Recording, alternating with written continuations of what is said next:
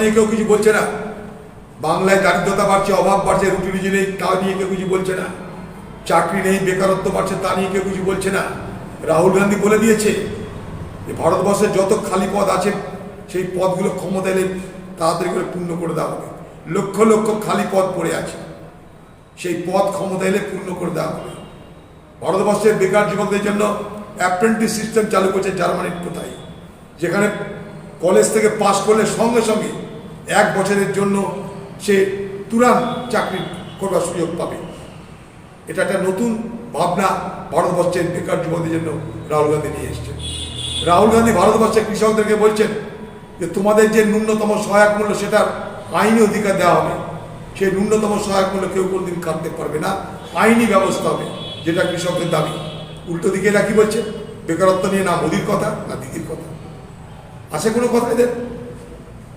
খালি এ ওর তাল ঠুকছে, সে তার তাল ঠুকছে, তাল ঠোকাঠুকি চলছে। যে তাল ঠুকে দুজনের লাভ হয়, নির্বাচনের লাভের জন্য একে অপরের তাল ঠুকছে। বাংলা যেখানে সেখানে আছে, ভারতবর্ষ যেখানে সেখান থেকে আরো আরো খারাপ জায়গায় যাচ্ছে। সন্দেশখালীর বিধায়ক বিস্ফোরক